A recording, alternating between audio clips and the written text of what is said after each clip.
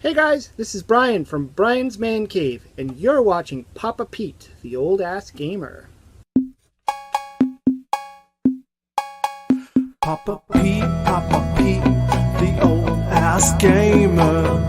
Papa Pete, the old ass gamer. If you haven't grown up by the age of 50, you don't have to.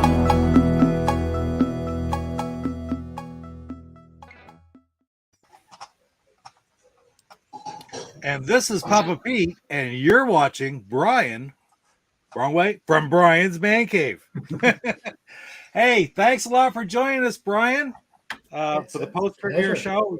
Looking at your very first game. How's it feel to see that in print? Well, I'm still waiting to actually get the physical copies. They're in the mail. So that's going to be my yes moment when I open up that box and see the physical. But that's going to be so cool. That is too awesome. That's man, I'm going to just say right up front, everybody else is going to say the same thing. Great job. Fun game, guys. When you get a chance to play it, you're going to have fun. You're going to like it. That's for sure. Who do we got in the chat here now? We got DJC. Good to see you, Chuck. PJ Smith. Blake is here. Blake Snow. Salvatore. Rev is here. How you doing, Rev? Of course, a lot of the guys, everybody who watched the premiere, which I was really glad to see get flipped over. I used that special thing in Facebook this time that referred everybody over, and I sort of waited and watched. And what it came up was one big block that took me right over to the screen. So it was great. Who else we got? Rev, Casey Nightall, and Kurt Bradshaw. Right on. GoGameGo. Who's that guy? Don't want to forget. I got to point the right way. Thank you to Jeff. Jeff always is joining me here today. He's going to watch the chat for us. Brian, I'll talk. Brian, answer questions. You guys have any questions? Put them into the chat for Brian, and Jeff's going to watch those. And if we don't get them up right then and there, we'll get back to them. And remember your question. And if we don't answer your question, we missed it or something, don't hesitate to bring it up again. Okay, guys? C-Bart's here. Doomer, good to see you, Chris. Man, Pre-PRGE. Don't you wish you could be going to that, guys? I don't know. Have you ever gone anything like that, Brian? Like the PRGE or anything like that? Nothing big. I've gone to a small local one that's in the city I live in. Yeah. But they're nothing like the big ones. No, I've never been to anything. A lot of the good ones are in America, and we're in Canada here. So. Yeah. Of course, last 2 years, forget it. Like travel was just been out of reach. So I think we got a bongo sighting. Uh-oh. Pull Coco over another there. How's that? Right on. So let's get right into the game first of all. And we talked about this real briefly there beforehand, but Brian, what made you choose that as your very first game? Because I think I mentioned it in the premiere a little bit. I'm trying to get my cords right here. I mentioned in the premiere, I think it was pretty brave of you to pick that game because it's so well liked. Well, to be honest, I didn't pick that game thinking I was going to publish it. In fact, I didn't think I'd be publishing anything. I actually, and I know you mentioned this, but this is the book here. This is the programming book. There's actually two of them. So I picked this one up. I reached out to Oscar on Facebook and I asked him, I'm thinking about programming. I was actually originally thinking about programming for the Atari 2600. Yeah. And then I saw his book on his page. And so I reached out to him and I said, I'm thinking about getting back into programming. I don't know if I'll understand it. And he's like, well, have you done any programming? And I said, yeah, I've done like INTYBasic and GWBasic and Flash and Director. And he's like, you'll have no problems. So I bought the book, and immediately the idea is to start coming up with projects to teach myself how to program. And so the very first thing I did was I created a very simple kaboom game, guy going across, dropping a bomb, and you got to catch it. So I created you have a video on that too, right? Yeah. And it's not like a complete game or anything. It's just a really quick, thing. Then the second one, I did a perfection game, which I sent to the Atari Creep, and he did a video on. And again, it's not a full game. It's just, something I just kind of threw together. And then I started thinking, well, I need to come up with something a little bit more fun. And Keystone Keepers just flew into my head because that was the game that inspired me to want an Atari 2600 back when the Atari Junior was released. So at that time, the Atari Junior came out. And if you remember that, it was like sold in a little tiny box, the Junior model. And all the Atari games came back. And this is at the time when Nintendo was reigning supreme. So the Atari games were cheap, and I saw Keystone Kapers in a display case, and I just saw the box, and I'm like, I want that game. I don't know why, but I want that game. So I ended up getting an Atari Junior, and that game plus Midnight Magic, which is a pinball game, and I played it a lot. I loved it. I thought this game is awesome. I love this game, and so after I started learning how to code into the Intellivision, I had to come up with I wanted to. I didn't have to. I wanted to come up with something that would be cool to make. And I thought, let's try Keystone Kapers, because the concept is pretty simple. I mean, you just got the 3 or the 4 layers, 4 levels, and then you go up, and it's not like really, really difficult, like the concept of it, anyways. It's not like trying to program something like Castlevania or Super Mario, right? So I figured it shouldn't be too difficult.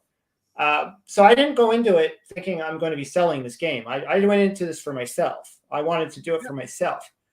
And as I started programming it, I started showing it off in like Facebook groups and stuff.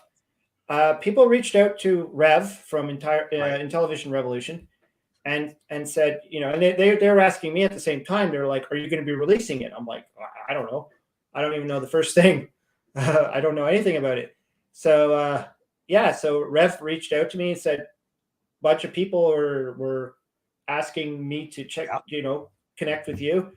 You're working on some Keystone game. I'm like, yeah.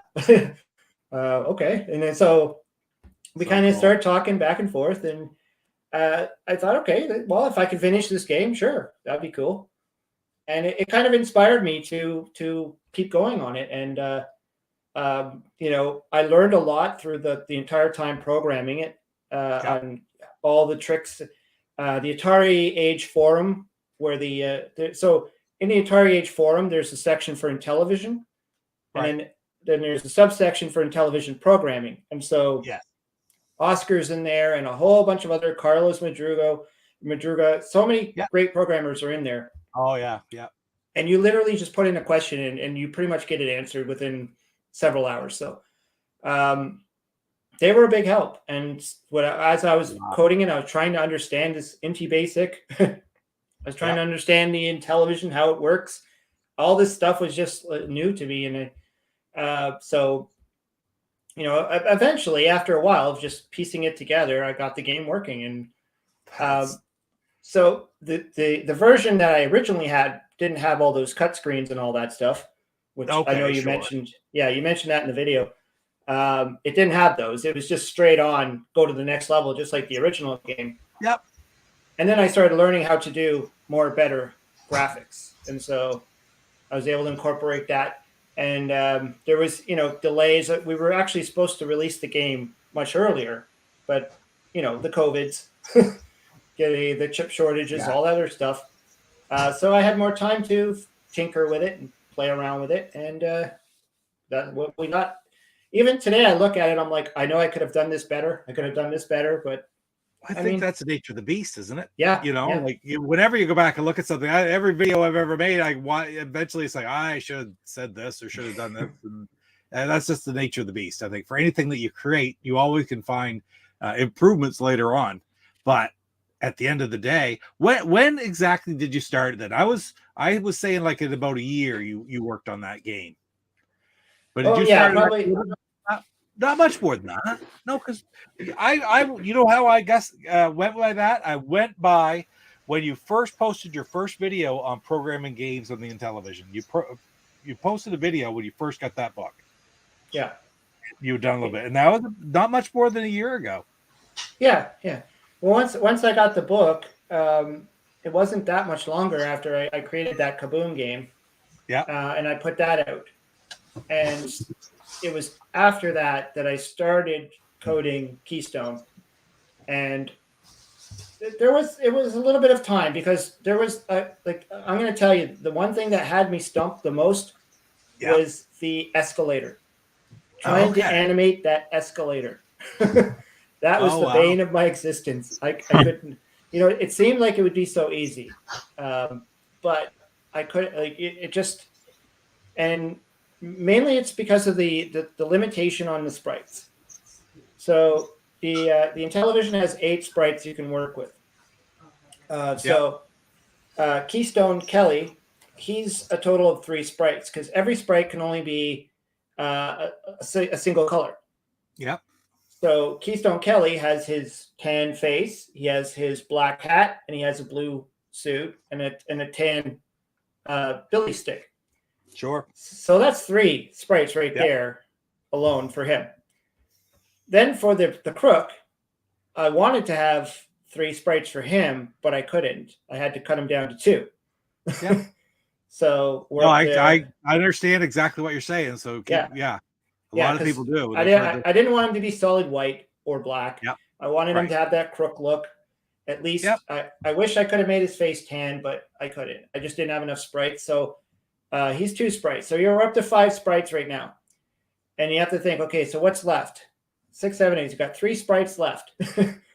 Hence why if you notice when you're on a floor and say the shopping cart is coming by, you're not going to see the shopping carts on the next 2 levels.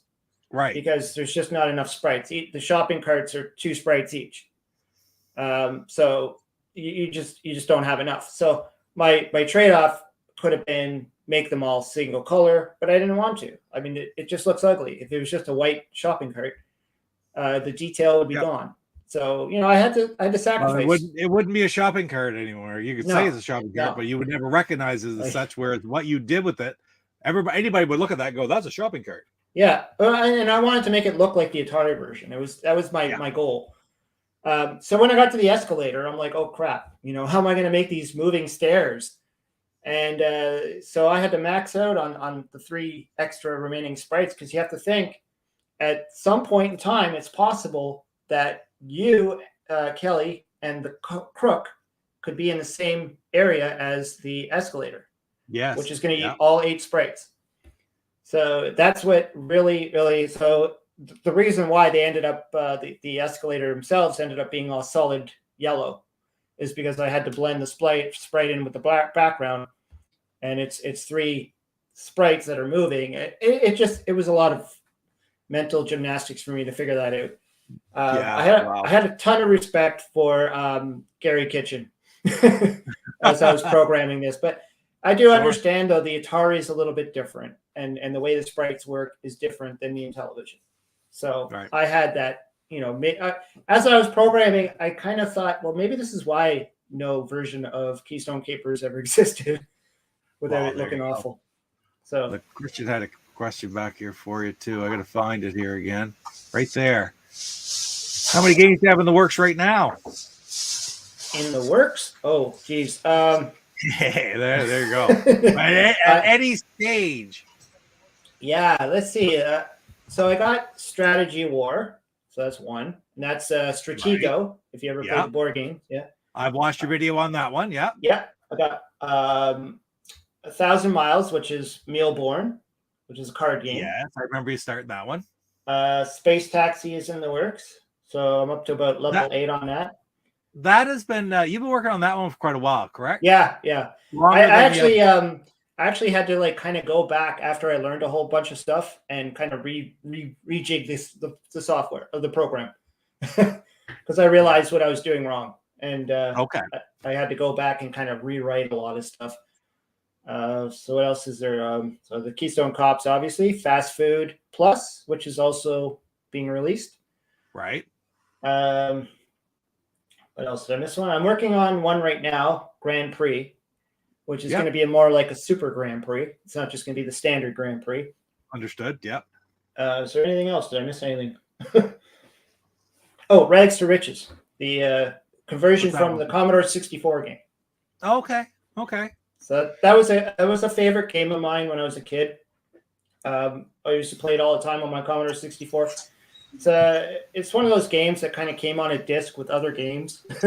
So, but it was kind of popular. I think a lot of people who had a Commodore kind of knew that game. If you're looking for ideas, the Commodore 64 is just, there's so many games out there. There'll be so many ideas to do, right? Commodore 64 had over 10,000 games. Yeah. Because there's so many people that had the ability to code for it and develop games. So, but yeah, the rags to riches, basically you're a bum on the street and your goal is to become a millionaire. Okay, gotcha. So, yeah. I noticed this too, and tell me what it's been like doing that, because you used to have, I won't say a lot of videos, but has the programming taken the place of the videos in some way? There's only so much time. I mean, we all work, we all do this, so you only have so much free time to do these things. Yeah, I kind of added more stuff on my plate, and because I also have a second YouTube channel, which is focusing on trading card games. Right. So I also have that, which I try to find time for. Then there's my regular videos for the Brian's Man Cave. Then there's the coding. And then there's my full-time job. So, and then there's my family, and I'm like, geez, I don't have a lot of time here.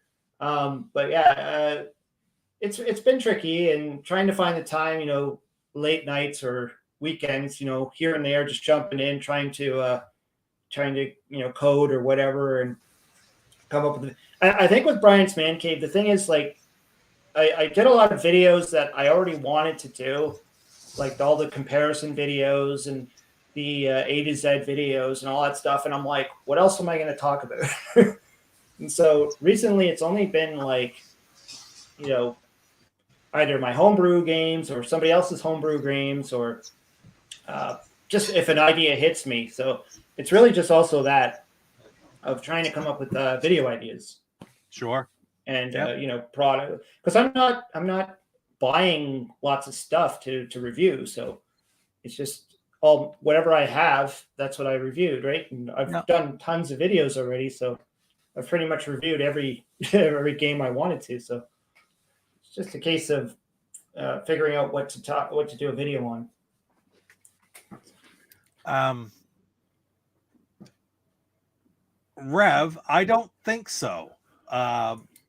Don't think so, but possibly. Obviously, he may pop in here later. He was around earlier with the premiere. He may stop into the stream sometime tonight. You can ask him, but yeah, I'm not sure what's going to be for sale or whatnot. I believe at one point the Keystone Kopps was on the website for sale. Yeah, and I think he pulled it down.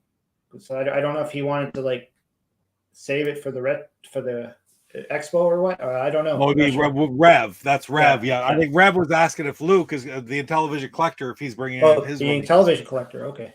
Yeah. But which I don't think. Yeah, I mean, Rev, like I said, Rev told me he's going to have a ton of stuff for sale there at the PRGE. It's going to be great. I know Casey Nidal is going to have to rent a U-Haul to get everything home. I know that. Yeah. That's good. Going through the chat here a little bit. Behind in the chat. Now, Jeff popped this one up there quickly too, and this is from Salvador.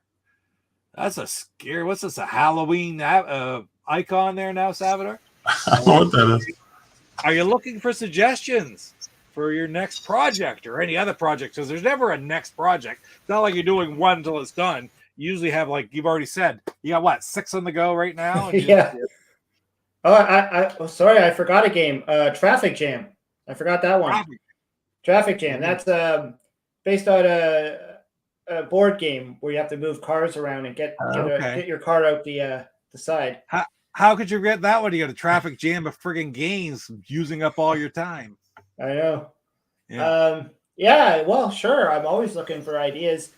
I'm actually trying to think of something original. I want to do an original title because right now everything I've done is a port or a board game or something that's already been done. So I'm trying to come up with an original, but I'm still always open. In fact, the Grand Prix game, that was Arcade USA Willie. he put out a thing on one of the Facebook groups. I think it was the Homebrew one or whatever. He was, lost my thing there. He was asking if any of the programmers could do a Grand Prix for the Intellivision. And I thought about it. I'm like, Grand Prix, that's interesting. And so I started looking at it again on the Atari 2600. And I thought, well, it's a very simple game. I mean, the Atari 2600, like the Activision games, a lot of them were kind of simple, like Barnstorming and Grand Prix and all that, where it's just a race against the clock. There wasn't a whole lot of levels to it. So I thought, yeah, I could do something like that.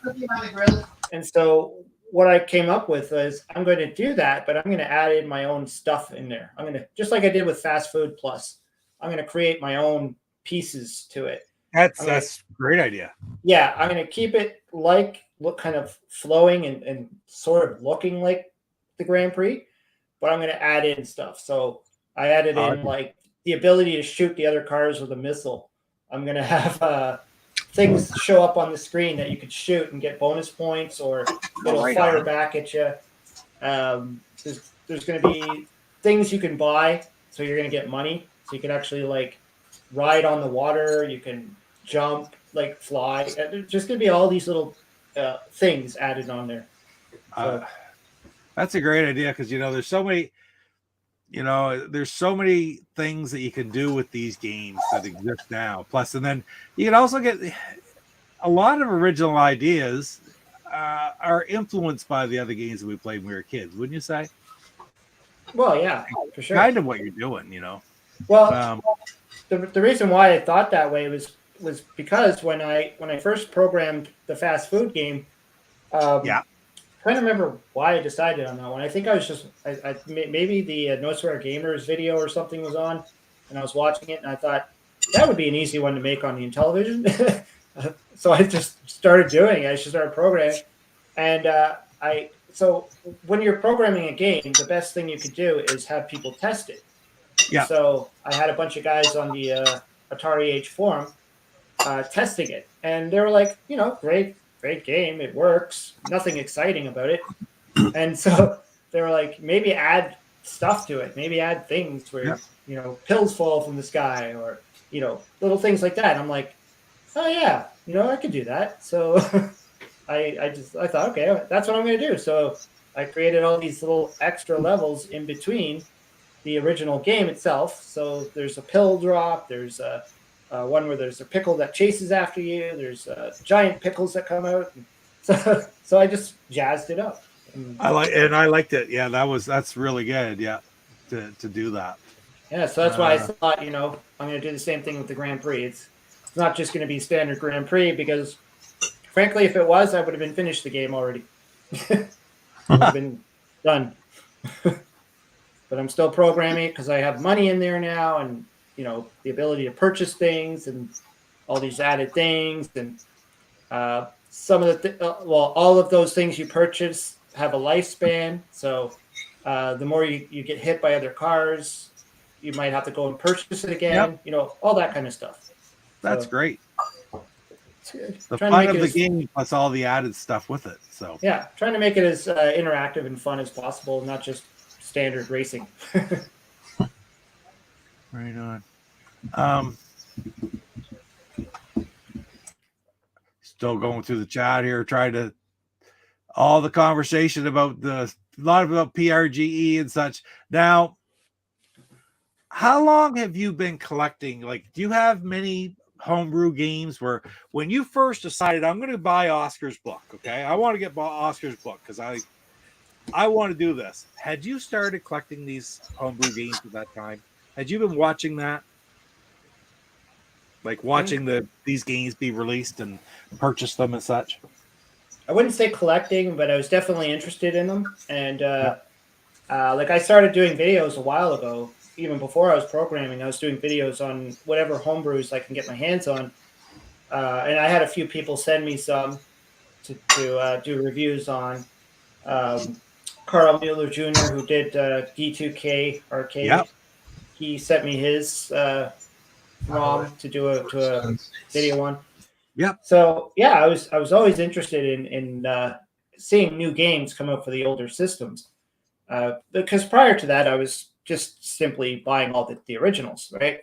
Sure. Yeah. And that's been something I had a passion for almost ever. Like I was always the one back in the early 90s going to the thrift shops, coming home with handfuls of Atari cartridges. Yeah. Oh, wow. Back when you could buy them for 99 cents.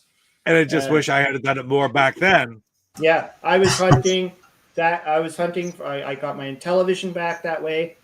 ColecoVision, Sega Master System. Like I was just picking these things up because I just wanted to. I liked them at the time, and I never really stopped. It was just always something for me. And we call them retro games today, but I still call them just video games. I hear you. I'm not into the new stuff. So really, there wasn't like a revelation. It was just seemed like to be a natural progression. You just always like games with an opportunity. No, I always liked games, and I was always fascinated by programming. When I was a little kid, right on. Back when I had my Commodore 64, I was always trying to program on that thing. I took programming classes in school. In high school, I took programming classes. In college, I took a programming class. So I was always interested in it. I just never had a real media platform that I could program on.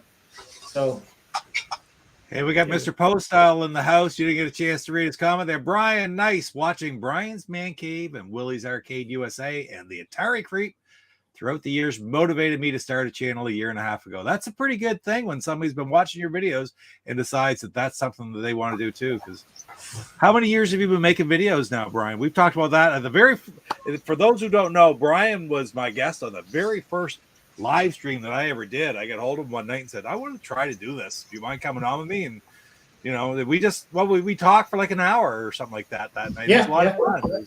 I think it was Intellivision Day, like 2019 or something like that. Probably. Well, my channel, I started it in 2016, I believe. Right on. Right on. And I was actually partnered up with somebody at that time. We were doing something completely different. It was like a different man cave type of thing. Okay. And I created the channel to kind of coincide with that project. And then that kind of just fizzled. My partner just wasn't interested in continuing on with it. Yeah. And but I was having fun. I thought this is cool. At first I never thought I'd ever be able to do any of this stuff. Video was never my favorite thing when I was in college and stuff. I wasn't really into video, and it kind of frightened me. And so when I actually started it, I'm like, hey, let's just give it a shot. And I started putting out my videos. I'm like, who knows if anybody will ever watch these. And my thing from day one has always been, I just want to do simple, just myself, no scripting. Yeah, it's all going to come from my brain. Most of the time, if I can't do the whole video in one take, I scrap it. That type of thing. It wasn't until later I started to do a little bit of editing, and then I'm like, okay, well, I'll stop, or I'll do some editing, but. For the most part, a lot of my videos, I try to do it all in one big, whatever comes out, comes out. Man, that's awesome. That's awesome to be able to do that, because I find that I trip over my words and I just simply cannot do that. I piece and patch together. And but I also enjoy the editing portion of it. Like if there was a role for me and sort of in the biz, it would be in editing, because I do enjoy doing that. I think that's my least favorite part is editing, because it's so time consuming. Like to film a video, it could take you like 12 minutes to do the filming, and then 2-3 hours to edit. So just get it on your computer and then start chopping it up, and then Yeah.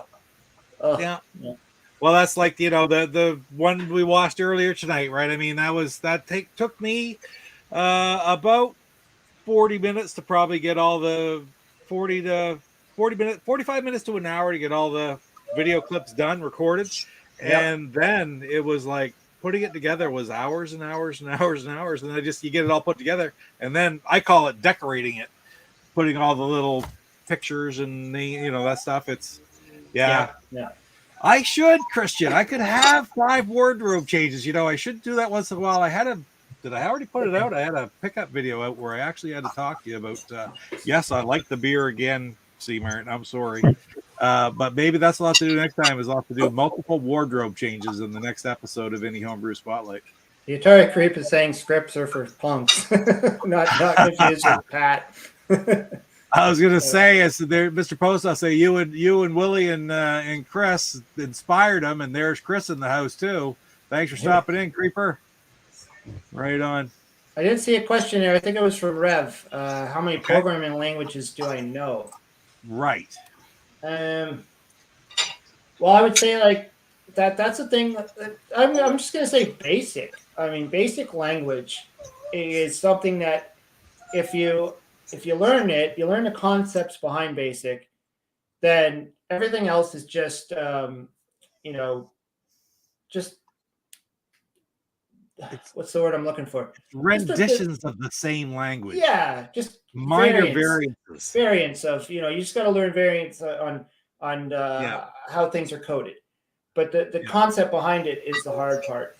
So I've learned. Excuse me. I started on learning on my Commodore 64. So whatever you want to call that, just basic. Then I learned GWBasic in school. Then I learned QBasic on my own. And then after that, I kind of wasn't programming for a while until college. And then I started learning Flash and Lingo. So Lingo is for a software called Director, which was used back then. I took a multimedia course. Excuse me. I took a multimedia course, so there was software that kind of like Flash called Director. And it had a programming language called Lingo, and it was pretty much like BASIC. And then I had a ball with that. I was actually coding. I made my own Donkey Kong game on that. I made Frogger on that. I was having a lot of fun. And that was during college. And then after that, the Director language or the Director software just kind of went kaput. It used to use something called a Shockwave player, and it was primarily used for websites. I remember Shockwave. Yeah. Yeah, so you'd have to download a Shockwave player, and then that kind of it fizzled. And then I started working on Flash, which was very similar, and then that again fizzled. I mean, nobody uses Flash anymore, so right. I didn't have anything left to program on, so that's why I started getting interested in. I kind of missed the programming. And that's why I started looking into maybe doing something for the Atari, which I'm still open to.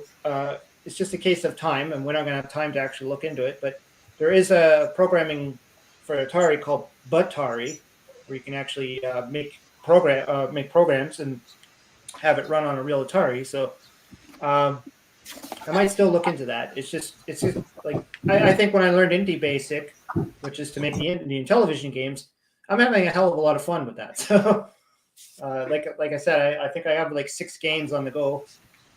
So there's always going to be more.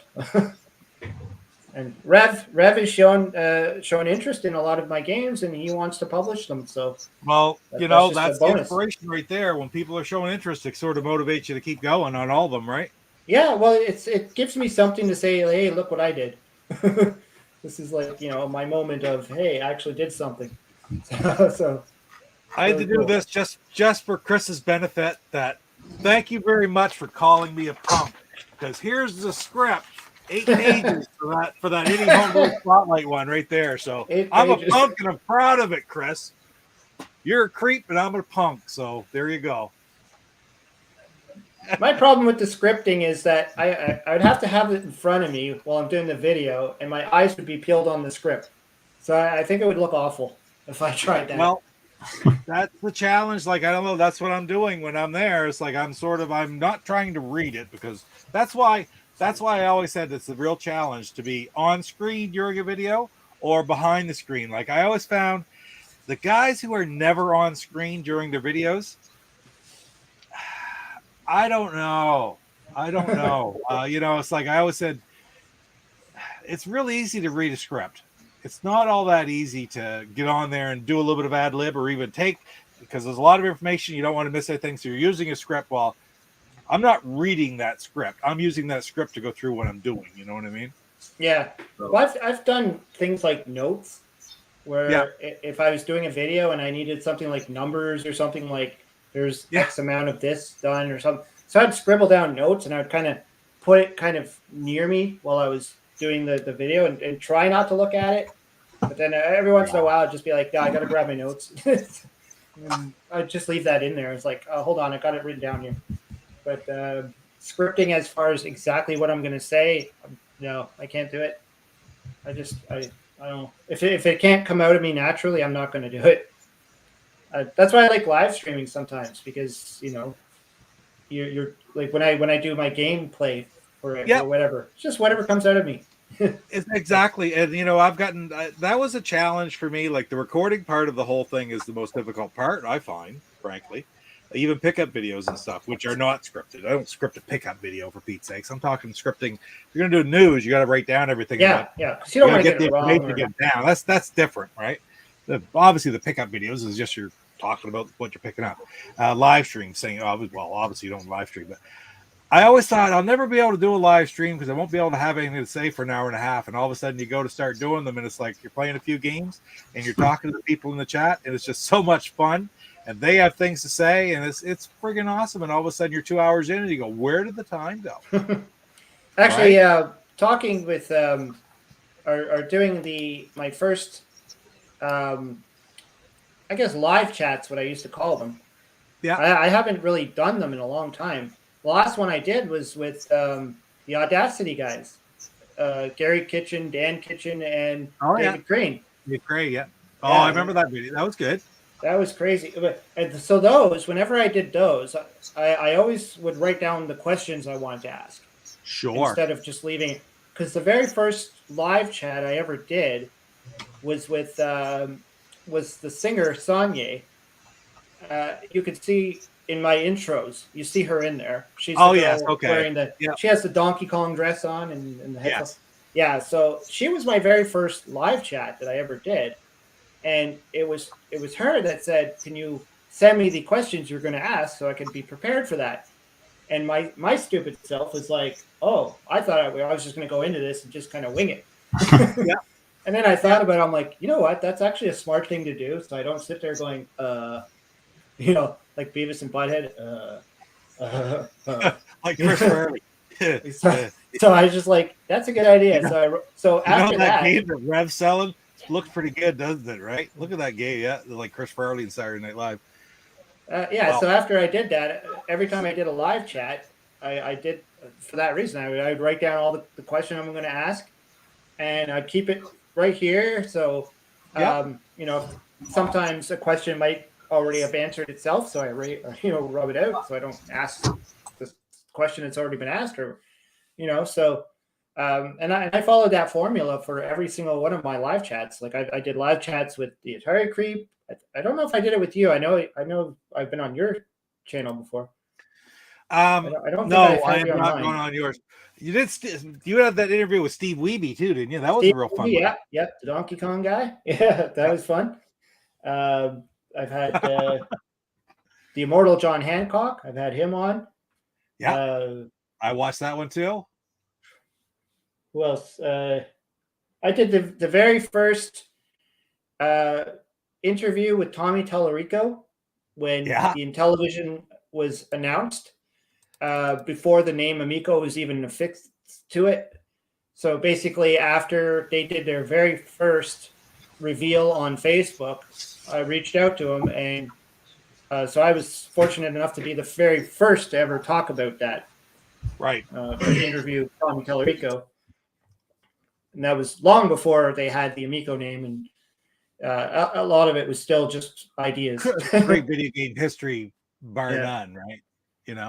So of course that that grew into a whole big ball of whatever. But I don't, I haven't really followed, or not followed. I haven't really done anything on the Amico since probably about 2 years ago or something. I don't know, because that just became a complete crap show. Well, I am both saying, waiting for something to happen. TV's Hasselhoff was late. That's why I was wagging my finger at him. But he did ask a question, which I will put up there, even though he was late. He said, tell me about this. He said that you owe him an INTYBasic tutorial video. Yeah, it was on my list of videos to do. I'm still going to do it at some point. It's just because when I first started doing those, I thought, this would be cool because I didn't see any other YouTubers doing anything on INTYBasic. Like when you go on Right. YouTube, even with the Atari stuff, like the Atari Basic stuff, I don't see many YouTubers talking about it. And I thought, it'd be cool to have a little series of videos. So I did like 2 videos. Just like first one, just kind of like introducing the book. This one, the programming games for Intellivision, the first one. And then I think I did a second one with this one, the advanced one. And I was thinking, I need to do at least one more to talk about the tools because there's lots of great tools. We have an advantage today that the original programmers didn't have. So we have all these great tools that have been created that really help you create these games with ease. I mean, with software. So, like for instance, the drawings, like the graphics, like you saw in the Keystone Kopps, the picture of the cop in the beginning there. Right. So there's a tool that's created called INTY Color. You can actually draw the picture in like Photoshop or Paint or something like a drawing tool, and then it will convert it into bitmaps. And then you could take that code and throw it into your game. It takes a little bit of setting up and a little bit of knowledge as to the what you can and cannot do, but it really, really, helps versus the traditional pen and paper plotting out points and all that stuff. So there's, that, and there's a few other tools that just make life easier, just to make these games, go a little bit faster. So I was thinking, I should do at least one more video on that. I don't know if there's a lot of people really that much interested in those, but at least for the ones that are. There'd be a few people that would be very interested and would understand it. So that's pretty cool. I don't know. I think it's great. It's a niche crowd. I just figured, at least someone might be interested in being like, well, how do you do this? And, what's involved in there? This is right. Oh, let's do that. Used with a poor Defender the Crown. It's neat stuff. That's a pretty cool game, Defender the Crown. And no, I'm not going to pull the box out, show it on the screen because C-Mart's already giving me a hard time about doing that. Lots of talk about Portland Retro Gaming Expo. So, all right, which games, because you love all these games too, which game coming down the pipe are you most excited about besides your own, obviously? As far as the up-and-coming homebrews? Yeah, because there's so many coming right now from every company going. I know. And I know you want to stay faithful to Rev, but, Rev's got some great ones coming. I know of a couple of Rev has. Well, I've played them on my channel before from the original producers. Great games. A lot of fun. There's great stuff from Electronite, Television Collector. Have you picked up any of those other ones recently? Well, I did have the pleasure of reviewing one of them that's coming up, and that's E.T., which is a port of the Atari version. And that video I actually finished, and I can't wait to show it off. So I'm going to be showing that off on this Saturday, the retro game. Right. And that's what is really cool because, funny enough, while I was thinking of what games to create, I started to think about that one. I'm like, what if I were to try and do E.T.? And then I thought, well, maybe nobody would want to play that, or I don't know. I was just like, I'm not sure. And then when I was, Rev was talking to me about, reviewing some games, and he showed me the games that are coming up, and I'm like, E.T., someone already did it. Okay, that's cool. I can't wait to check it out. I think it's been in the works for quite a while. So that's an ambitious port. Yeah, it's a tough one because you kind of have to try and correct the problems of the original game and still keep it like the original game. I don't think there was much changed about it. I think it's pretty much a direct port, but it's cool nonetheless to be able to play that. There's also Pitfall 2, which looks really great. I actually had the honor of playtesting that one. I think it's completed now, but a while back, Rev reached out to me asking if I wanted to be part of the playtesting group on that one. And I thought that's really cool. Pitfall 2. That's a game that I always wondered why it never hit the Intellivision, because the first one did. And of course, the first one was coded by David Crane himself. Right. He didn't want anybody else making the ports for that game, so he did the Commodore version. He did them all. So I'm surprised that the second one never made it out there. I don't know. There's a lot of great games coming. That has potential to be a huge release. Yes, I think. I really do. A very, very popular release. Absolutely.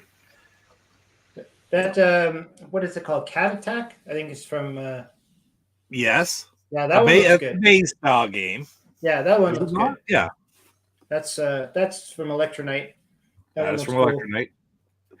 Their Star Mercenary is finally going to come out as well. I don't know if you've watched videos on that. That's been in the works for a long time. And I'm also very glad to see the Sorrow of Guideline Thur is being released. Like the physical versions are being sent out this month. So that's a good one to have too. So yeah.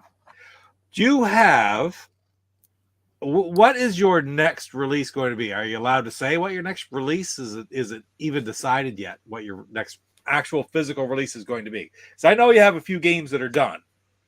Yeah. So right now it's Keystone Kopps, and I know that Rev wants to, or I don't know if it's done or not, is the fast food one. Okay. Originally, I didn't think that I would be releasing that one. I was only thinking that was going to be a ROM only, which it did become available on Intellivision Collector. Yes. Just the ROM. So you can download, you pay, which I played, yes. Yeah. So I wasn't thinking that, but maybe Rags to Riches. I know that Rev was showing interest in that one. And I hope that one comes out because it's a fun game. I put a lot of work into that one. That really challenged me. And actually, that's one of the best parts of doing this is that every game I do, I learn something absolutely new that I didn't know before about programming for the Intellivision. And so for Rags to Riches, I had to learn how to scroll. Yeah. So the Intellivision has the ability to scroll all the pixels on the screen in, up, down, left, or right. Okay. Just like the Nintendo and, a lot of the other. And I'm really asking, I'm not sure, was that something to do with tiling? Tiling, yeah, I think it has something to do with tiling. Because the Atari can't do it. The Atari can't scroll.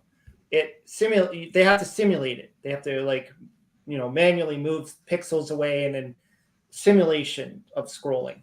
Gotcha. If they want to have a scrolling effect. Whereas with INTYBasic, there's a scrolling command. You put it in there, you tell how many pixels you want the screen, and everything on the screen will shift to the wherever you want it to go. And the challenge is that when you do that, you scroll everything. So if you have sprites on the screen, they're going to scroll. So you have to adjust. If you want the sprite to stay stationary, you have to make calculations and adjustments. And with Rags to Riches, it became a big challenge because basically the bum, the main character, he stays static in the middle of the screen. You're walking to the left, you're going to have people coming into the screen either from the left side or the right side. And they walk on by. And so they're moving one direction, the screen's moving another direction. Wow. And so that took me a long time of fiddling around. I reached out to Oscar. I reached out to the guy who created the Super Mario Brothers game on the Intellivision. Right. I reached out to a lot of people. I had to send my code off to some people. I'm like, it's not working. Things are kind of buggy. And it was a big challenge. But eventually I was up until the last friggin' minute, figured it out. After I had most, if not the entire game coded. And the reason why I was able to do it is because I played the game when I was a kid so much. I know the whole game inside and out. So knowing where everything was, knowing how to code everything. Everything was in my brain already. It was just that scrolling piece was just it. And so I'm kind of nervous about trying to do another scrolling game. I kind of want to, and I don't want to. It's just because it's like what's given how complicated it really is, because you always start. I mean, I think you started with an ambitious game, or especially considering how popular it was with Keystone Kopps. I know it wasn't the very first game that you programmed, but it is your first release. And it's the first complete game that I programmed. Yeah. So, and you got to have a great sense of accomplishment with that. And then now you're going on to something like Rags to Riches, which I guess effectively what we're talking about. You're talking about the challenges of dealing with the scrolling. It's a much more complicated game to make than was Keystone Kopps. Is that fair to say? Yeah. It was. There was a lot of challenges, like drawing the levels, being able to, because you have to think like especially say today, when a game is developed, you have people who just do the graphics, people who do the sound, people who do the, they program this, they program, I'm doing everything by myself. So I was literally like mapping out the game. I had to say like go on YouTube. YouTube is a blessing because there's people who do long plays. And so I could go on YouTube, find the section of the game, screenshot it, take it into my Photoshop. Sure. Create the level or create just that one screen, just the part there that's going to scroll away, and so create each piece, each, and there's 4 streets. So you've got south, east, north, and west. And each one is a long street. So that's all screens you have to create. So I had to literally stitch it all together, create the graphics, and then figure out what door you can enter, what time you can enter. There's a clock, so it goes from like morning to night, and then the sky changes, the color change. So there's a lot of things that were just like every time just trying to figure out the math. The math. I had to sit down. It took me a while because you got to think about when you have money, for instance. So the character walks down the street, he picks up $1, he picks up a quarter, and then eventually you get to $10. It goes into like a savings account, but then you can get robbed and then you lose your money. And so you have to be able to calculate, and so there's a lot of math involved. And you got to buy things. So when you go into a shop, when you go into a store like the barber shop, for instance, right, it's $4 for a haircut. So then if you don't have the $4 in pocket change, now you got to break the 10. And then you had to so there was all these little things I had to do that I never thought about. Just math alone. So that was a challenge. We'll get back to, there was a real good question on there, but I was sort of going here first with that. So do you think that once this one is done, and it sounds to me like you have the passion for the game and the support from Rev, when you finish this one, as more complicated as it is, it'll be an even bigger sense of accomplishment? Like, how's that going to make you feel, do you think, when you get that game done and it's published? Hard question, I know, but I'm just going to hope that people actually like playing it, because, it's not an easy game. And I'm sure a lot of people might try and be like, this is hard. And, just as long as I just hope that people actually enjoy playing it. And there you go. I try to give a little bit of a hint because I played it and I played the heck out of it. So I probably lost a lot of times before I figured things out. And I didn't have a manual, right? There was no manual. So there was just whatever instructions it gives you at the beginning. You got to figure it all out yourself. And it wasn't just me, it was my friends as well. But we played it like all the time, and it just And so it's kind of it's a different game, and it's not for everybody. It's not everybody's taste. Because it's more of a life simulator than a video game, right? So gotcha. So the Hat Man asked, I'll bring that back up. Jeff had it up there. Oh, that's a good way. You marked it, didn't you? How long does it take a game like Keystone, or how long does it take a game like Keystone? Does a game like Keystone take to program as a first timer? How long altogether did you work on Keystone? Let me think. I remember working throughout the summer. So, and did I mention? Yeah, I think I talked about the escalators being very difficult. Yes, you did. Yeah. It really depends on the kind of game. Every game is going to be different, and you're going to have things that you get stumbled on that could take you some time. But I'd generally say a few months, like of just tinkering from conception to sketching out to coming up with the graphics to, there's all these little things that just you never know when you're finished. When I thought I was finished Keystone Kapers, Rev was like, okay, now all you need is music, credits, and this, and I'm like, okay, I'll get back to you. And I had to like grab my book. I'm like, okay, how do I do music? I literally just had to learn it at that moment. And it was okay. And I put in the chat when we watched the premiere. We're going to go to that too. The music. So tell the story about the music, because you asked us during the premiere, because we're sitting here right with this window open. Hey, do you recognize the tune that I used in the game? And I didn't know what it was, but now I was waiting for anybody to say that they recognize the music, and I'm like, I don't know if this is a good thing or if this is a bad thing that nobody recognizes it, because it maybe doesn't sound like I thought it did, but it's supposed to be "I Shot the Sheriff." Now, I shot the sheriff. Yeah, so I know that the very beginning it goes a little bit quicker, the tempo, than it should. So maybe that's what throws people off. But if now that you've heard me say it, if you go back and listen to it, you'll probably hear that. That's pretty cool. That's pretty cool. Yeah, I'm gonna go back a little bit, just a couple I marked. And you get the input on this too, because I'm gonna finish up with Rev's comment on it. But PJ Smith said a port of Raiders would be awesome. And Christian said Raiders and Pitfall 2 would be awesome. Well, we know Pitfall 2 is coming because you just said it was. But then Rev says that maybe some of them wouldn't be feasible for the Intellivision. Can you speak to that a little bit? Like what he might mean there, like why Raiders might not, or I don't know. Well, have you come across anything yet in your brief tenure, of programming that just can't be, that entire game cannot be done on the Intellivision? Or maybe you had discussions with Rev about something that couldn't be done. I wouldn't know about Atari. I think you could pretty much pull off most of the Atari library. Like I'm talking the 2600 anyways. Yes. I think you probably could pull off a lot of that, especially if you make a little bit of sacrifice on graphic.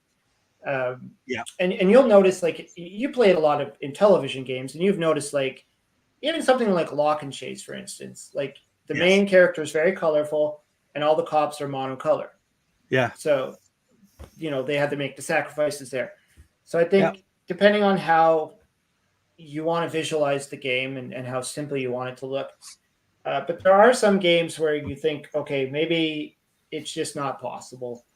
Actually, one of the games that, because I'm working on Space Taxi, but one of the other games I was thinking, could it be done, is Impossible Mission. Oh yeah. Could that be done? And the more I thought about it, I'm like, how the heck would I do the puzzle pieces? How would I do this? And I thought maybe that's just too ambitious. I'd really have to alter it to the point where it wouldn't even be the same game. That game just has a feel that doesn't seem. I don't know.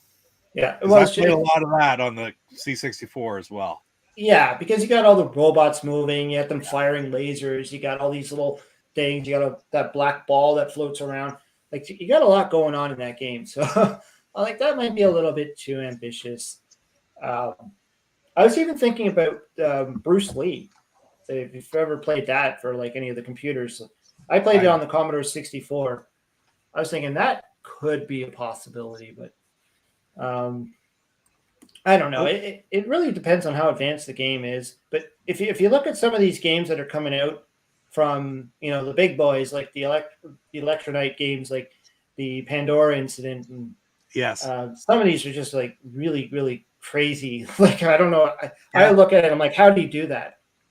Right. Like even like Carlos Madruga did Hero, and I'm like, wow, how did he pull that off? Phenomenal, right? when I was talking to him, he said the same thing back to me. He does the same thing. He watches other games. He's like, how'd they do that? Even bowling. Like I was watching your video the other day, yesterday, was Right. it? When you were doing the bowling. Yes. And as I'm watching it, my programming brain is going, how did they do that? How did they make the little pins do that? How do you have that many sprites? You know, like I'm trying to figure that out in my head now, because I'm like, I know a lot of people probably in the chat watch that bowling video, yourself included, but how many actually watch right through to the end to see the little outro that I always attack on at the end, right? Because the outro I used for that was actually Rick Levine, who was a programmer for bowling, right? The Blue Sky Ranger lives down in Florida now. I talked to him a couple years ago when I did microsurge on the 125. But anyway, I mean, I dare say those guys would even be a resource that would love to answer your questions, would they not, if you had them? yeah, well, that's it. That would definitely be. It's just because, well, it kind of makes me think of like when I was, like I said, I use the Atari Age forums a lot, especially when I first started learning. And I remember putting out a question: how did the programmers make games with so many moving things? Because, like I said, you only have 8 sprites. So a sprite is a movable object, something that you could easily move around the screen. Everything else is just kind of a background bitmap. And I look at something like Frogger, which was really good on the Intellivision. I mean, they did a really good. And you see all these trucks moving and everything, and then everything in the water. I'm like, how does that work?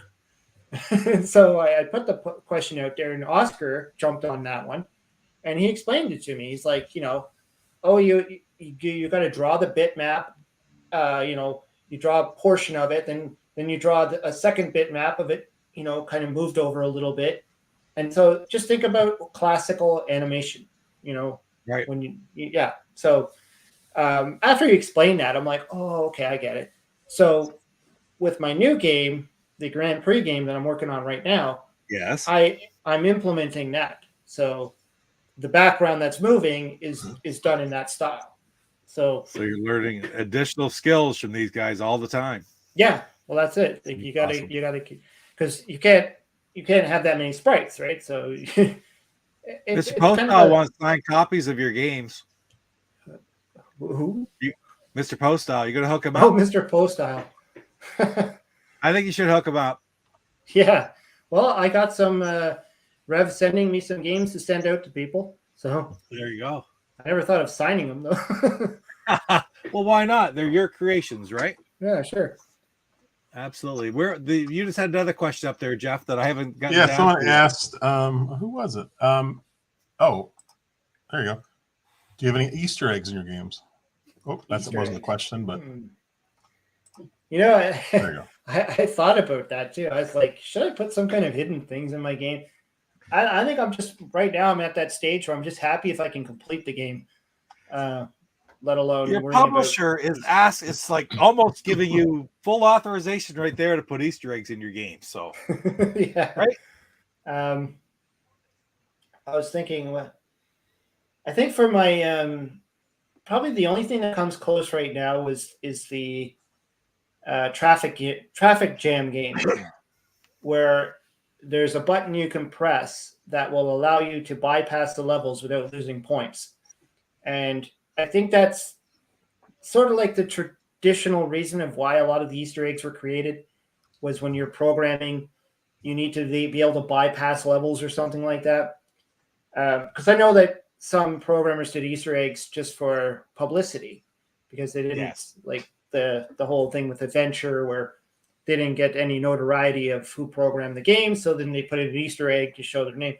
But other Easter eggs were implemented, I guess, for the programmers.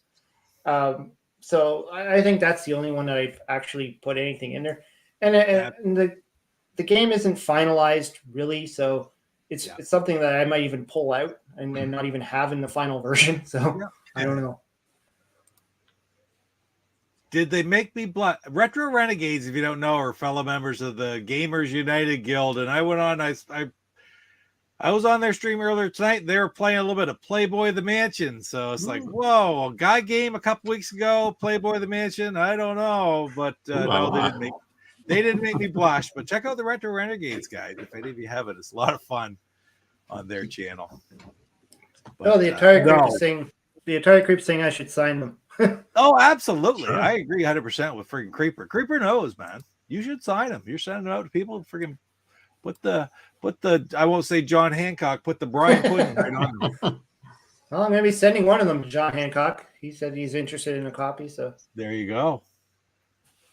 Is there a Yars homebrew for the Atari for the Intellivision? Not that I'm aware of. That's a possibility though too, right? well, that actually was one that I was trying to visualize on how I could do it. Mainly the moving part on the side there where you have to shoot the shield or whatever. I know it can be done. It's just a case of how. It might be a challenging one, and I might attempt it. Just to see if I can figure it out. It's like you talk about the challenge and all these things about the moving parts, and the C-Mart puts it right there. It's like look at Worm Womper, right? The tiling effects that Tom Lowry developed for that, and Tom Lowry, right? Yeah, Tom Lowry for that, and Dreadnought Factor is just amazing. Well, you think like with the Yars Revenge, there's the first one where you're just shooting bits and pieces of it, and then there's the second one where it's moving. The pieces are moving up and down, and it's like holy crap! Like, you really have to think about the position of it, and then it has to scroll up and down at the same time, right? So it's just all I don't know. I mean, we are talking about Howard Scott Warshaw here. That's right. Yeah. Have you? You need to have him as an interview on your channel. I've thought about having that before. Sending him a letter and saying, no, actually, I did reach out to him a long time ago. And I remember the first time I reached out to him, he said he was interested, but he was very busy. Yeah. So he's like, "Oh, try again." And then I reached out to him again, and he's like, "Oh, I might have some time coming up soon. Reach out to me soon." And then I reached out to him one more time. He's like, "Oh, you've been trying to get me on. Let's do this thing." And then around that time, that's when I kind of stopped doing the interviews. So I just didn't pursue it at that point. I'm like, I'm kind of stepping back from the interview.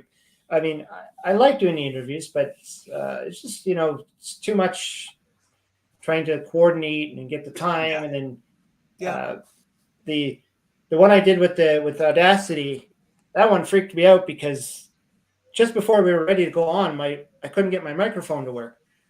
It's just those little things that I was like, hello. They couldn't hear me. And I'm like, and I'm like, I rebooted my computer and I'm like, what's going on? And they're like, should we reschedule this? And I'm like, It just turned out that there was this is my microphone here. This wire right here was pulled out of the end just slightly. It's just enough things to like that just drive you crazy. It's so easy for it to happen, right? And it just got it in there, and they're like, "Oh, we can hear you now." I'm like, "Oh, geez." So they moved the big expo to Portland, Maine. Yes, I would go. That's only about 4 hours away from me. So yeah, you better be there. Whereas opposed to 3,000 miles away. But I was gonna go, but I figure all things considered, with what I would spend on food and drink and flights and hotel, plus that's probably about half of what I'd spend on homebrews. I bought a heat pump instead because remember I live in Canada. We need to buy heat, right? Brian knows what I'm talking about. We got winter coming any minute now. It's already cold. That trip, really, it was -2 this morning when I get up. Celsius. Instead of a video on the Portland show, you should do a video on your heat pump. Well, there you go. I may end up having to do that. Yeah, but that's basically about the same cost, right? So we didn't go to Portland this year, but we might get there in the years to come. You never know.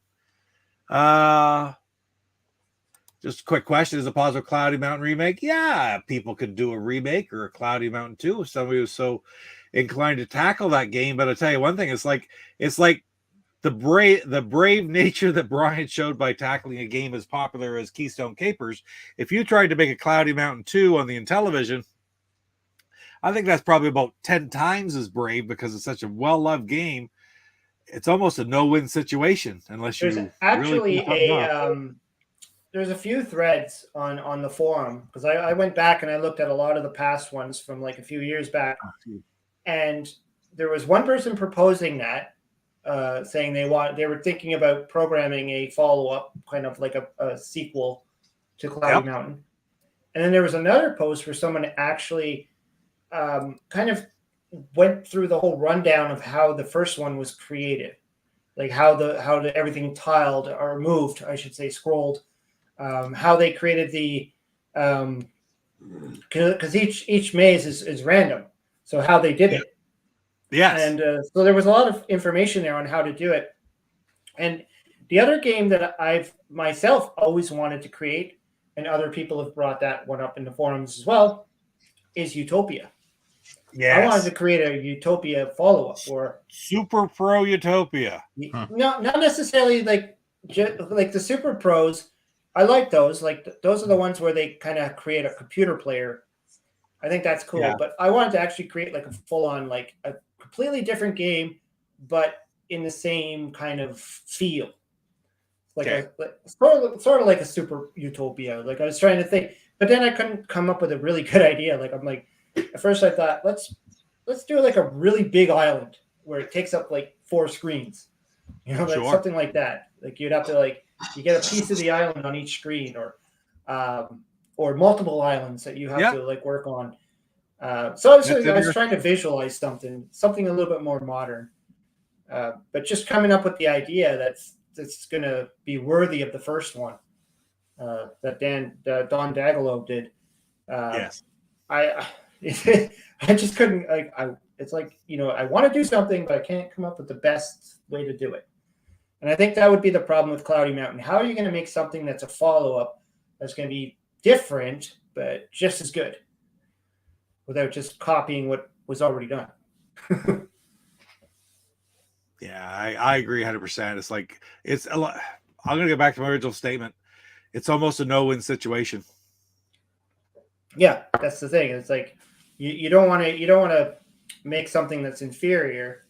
You want something that's going to be a good follow-up, but still be in the same kind of tradition as the original. So I don't know. It seems like it's one of those things that has to come to you. I actually had that arranged already, Eric, to go this time, but I'll let you know it was not CMART. No back rubs.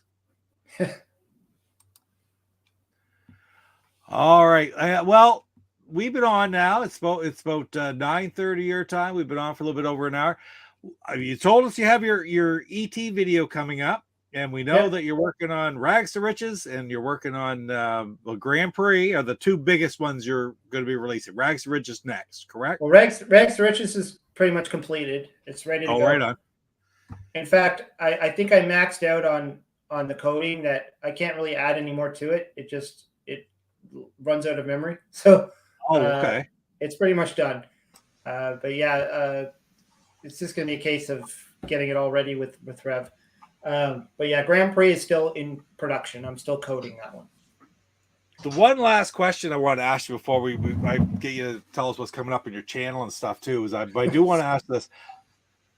Rev has to have been a hell of a lot of help over the last little while. Has he not? Over the last year or so, motivation and advice and everything. Like I was just sitting there thinking that probably Rev deserves a lot of credit for getting some of your games out as well. Does that make sense? How much help has Rev had over the last year? Yeah. Well, no, Keystone Kopps wouldn't exist if it wasn't for Rev. He's the one that kind of got me on board. He reached out to me. He introduced himself and he said that people were asking him to reach out to me. I'm like, okay. And he's the one who set up the testing groups. He gave me a lot of ideas, kind of set me into a direction of, okay, let's get this game going. Here's what you need to do. He's the one who told me I need to have, these things, working this way. And so, me tossing ideas to him and then back and then to the testing groups. And it was definitely Rev was responsible for a lot of this. So much I don't think experience and knowledge in releasing the games and what you need to add to them to make them bona-fide releases. Does that make sense? and that's Like the you thing. made Like, mention earlier that he told you, okay, now we got to work on the music and the intro screen and the credits and the cutscenes. And I never thought about music. I probably would have even really gone there for a very long time, actually, as far as music is concerned, and creating like menu screens and all that stuff. Like to me, I was just trying to get the game to work, and it's like understood. I wanted a working Keystone Kapers game, and then when he was like, oh, you should do this, and then that's what started to fuel my brain to, oh, you know what, I can do cut screens, I can do this, I could do, I just started working from there, and so he's pushed me. And I see amused one once is going on about the sneak and peek. And funny enough, I was even thinking about that myself too, going, that game could actually exist on the Intellivision as well. Because it's a 2-player game. It's a simple game of hide and seek. It can probably be done pretty easily. I might actually do that one. I wanted to bring that up about Rev though, because I do appreciate the things that he does, like to reach out to people and as sort of a foundation in the Intellivision community. So his company has given a lot of opportunities to people who want to learn how to program, and it's added a lot to the community as a whole, because if it wasn't for him, a lot of the games that we're playing nowadays wouldn't exist. Exactly. Whether Rev and Oscar Toledo G. Yes. I mean, if it wasn't for Oscar, publishing side, if it wasn't for Oscar, there's no way. INTYBasic. Yeah, because otherwise you'd be programming. You have to know machine language, and I don't even know if I could even understand that. So, and that's true. They did. That's what they programmed with in the 80s. They programmed in assembly. Yes, machine language and brutal. I didn't really say it. It's just brutal. So Oscar's invention is definitely a cornerstone there. All right, so that wraps up right there. There's Creeper. Great stream, guys. Thanks for making Keystone Kopps game, Brian. One of my all-time faves. He's got to go. So you take care, Creeper. We'll see you next time. And that's a pretty good cue probably for all of us. What do you have coming up on your YouTube channel? You got your ET video this week, and we'll expect to see that on Saturday? Yes. So Rev didn't want us to release it anytime sooner. He wants it to be a nice surprise for the expo. So, but then again, it's on the website, so yeah. So just the video itself is not. No, understood. Yeah, I'm gonna upload it, and then I'll probably upload it on the Saturday and launch it during the afternoon. So watch out for that. Right on. As far as other videos, I'm not sure right now. I don't really have anything in mind. My last videos, like I did my top 10 Atari games, and so I don't really have much right now. But oftentimes these just come to me. I just get an inspiration and I do it. So it's really random. That's cool. So. And something that you guys may or may not know, INTY Prime, which is Steve Kraft, right? I get the Steves mixed up. Steve Orth is INTY Funhouse. Steve Jones makes boxes. He's here in Canada. Steve Kraft. INTY Prime is having a live stream during the having different YouTubers and different people on board for a live stream during PRGE, which will be streamed at PRGE and on the internet, and Jeff and I are both doing that. You are as well, right? Yep. I'm gonna be playing Keystone Kopps. You'll be playing Keystone Kopps. All three of us are doing it then. I'm gonna be doing I'm gonna start with D2K, and then I'm gonna move into Keystone Kopps. Right on. Maybe I'll play some of my other games. Maybe I'll play some of the other unreleased ones too. But I am going to be doing an hour of Tron, and I'm going to play Solar Sailor, and I'll do my best to beat it again. I beat it on a live stream a while ago, which was only the second time I ever beat it in my life. I'm going to try to beat it on a live stream, and then I'm going to play some Tron Deadly Discs, and then I'm going to have a second hour where we're going to play some Pandora Incident, and I'm going to play one of my all-time favorites, the Intellivision Revolution release through Intelligent Vision, Space Battlestar Galactica. I love that game. Just love it. So, Jeff, what games are you doing when you play? I'm doing an hour, and I'm doing Beam Rider and the Dreadnought Factor. Awesome. Oh, awesome games. That'll be fun. Awesome games. So, even though the three of us can't be at PRGE and a bunch of you guys are going to be there, we'll be there in spirit and mind and spirit, and we'll be streaming. We'll be playing games. Canada and St. Louis are well represented. Anyway, guys, Brian, thank you so much for coming on tonight. Thank you so much for making the game. I think everybody in the chat, who we appreciate you all being there, guys. Everybody in the chat has shown how much they really love this game. And I don't know how many of them had an opportunity to play it yet. A few, because I think there's some Rev already sent out some of the copies, some of the pre-orders are delivered. But man, they're going to have a lot of fun with it. So anyway, impressive to do that in just about a year and a half, and you get your first published game. So congratulations on that, and thank you once again for coming here. And Jeff, thank you as always for being here with us tonight. Thanks for having me. Right on. So, any final words, Brian? Look at the spot, eh? What a nice guy. I just hope to keep doing what I'm doing and get more great games going. Working with Rev and still putting out Brian's Man Cave videos. Like I said, I also have a second YouTube channel called Card Master Brian, which I do if you're interested in card games, like trading card games, like Magic the Gathering or Yu-Gi-Oh or stuff like that. So I'm just kind of all over the place right now and having fun. I mean, if I'm not having fun, why am I doing it? That is awesome. Well, guys, I'm just trying to find the right spot on here where I want to go. And we will see you all next time. And thanks a lot for joining in. Take care. Thanks for having me on. Right on.